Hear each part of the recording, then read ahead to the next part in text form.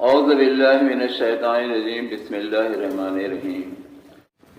اہل سنت والجماعت، یہ لفظ آپ کے کانوں میں بار بار سنائی پڑتا ہوگا۔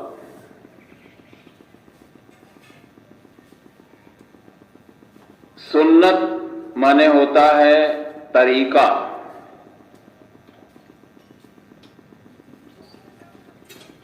اور اسی سے اہل سنت بنا۔ طریقہ کس کا طریقہ؟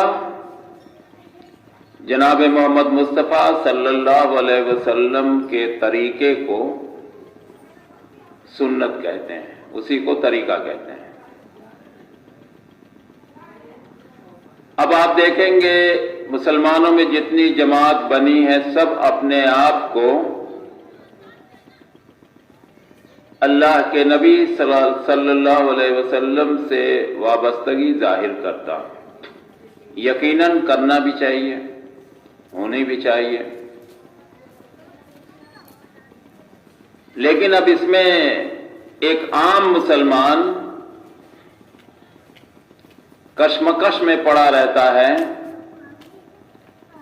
کہ وہ بھی کہتے ہیں کہ ہم اہل سنت ہیں، وہ بھی کہتے ہیں ہم اہل سنت ہیں، تیسرا بھی کہتا ہے ہم اہل سنت ہیں، چوتھا بھی کہہ رہا ہے کہ وہ بھی ہم اہل سنت ہیں۔ اب سوال اٹھتا ہے اہل سنت ہے کیا؟ یا اس میں جو لوگ ہیں اس میں اصل کون ہے؟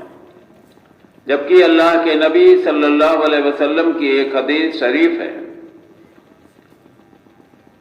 کہ ایک جماعت ہمیشہ حق پر رہے گی، ایک جماعت ہمیشہ حق پر رہے گی قیامت تک، اور اس جماعت کا طریقہ کیا ہوگا؟ اس جماعت کا طریقہ وہی ہوگا جو اللہ کے نبی صلی اللہ علیہ وسلم کے وقت میں رائج تھا، جس پر صحابہ کرام نے ہو بہو عمل کر کے دکھایا۔ یہی سنت کا فریم ہے، سنت والجماعت کا فریم یہی ہے، کسوٹی یہی ہے، اور اسی کو آپ سورہ فاتحہ میں پڑھتے ہیں، بسم اللہ الرحمن الرحیم، اہدنا الصراط المستقیم، اے اللہ ہمیں سیدھا راستہ دکھا، صراط الذین انعمت علیہم، وہ راستہ دکھا جس راستے پر ہم اگر چلیں تو ہمیں انعام ملے، نہ کہ وہ راستہ جس پر چلنے پر ہمارے اوپر عذاب آئے۔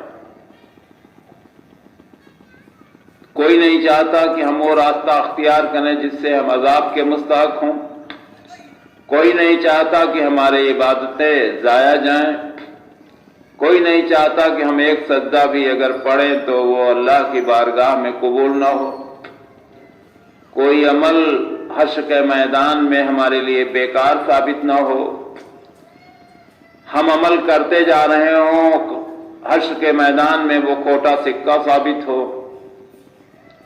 اس کو سمجھنے کے لیے ایک چھوٹی سی مثال دنیاوی دینا ہم مناسب سمجھ رہے ہیں۔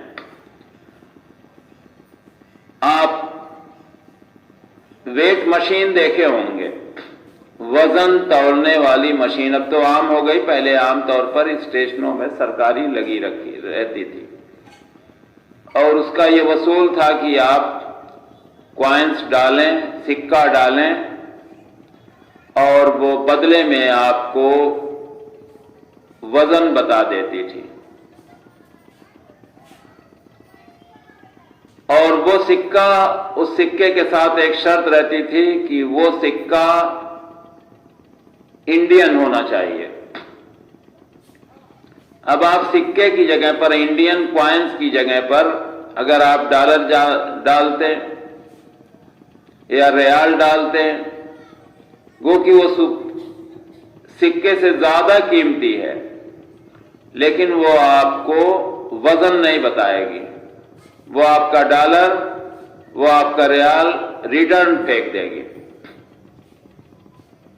بات اس کو ڈھنگ سے سمجھ لیجئے کہ وہ سکے، وہ وزن والی مشین صرف ایک سکہ ایکسپٹ کرتی ہے، وہ انڈین سکہ۔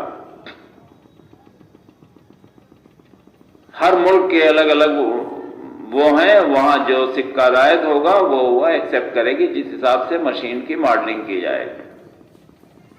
تو ہم آپ ہندوستان میں رہ رہے ہیں، اس لیے مناسب ہے کہ ہم انڈین پیٹرن پر آپ کو سمجھانے کی کوشش کر رہے ہیں کہ دوسرے کسی بھی ملک کا سکہ اگر آپ ڈالیں گے تو آپ کا وزن وہ مشین نہیں بتائے گی، ریجیکٹ کر دے گی۔ یہی حال ہمارے اعمال کا ہونے والا ہے۔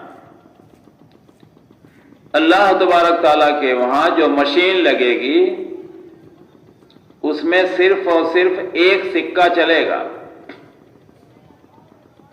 جناب محمد مصطفیٰ صلی اللہ علیہ وسلم کا، جن کے ہم امتی ہیں، جن کا ہم نے کلمہ پڑھا ہے۔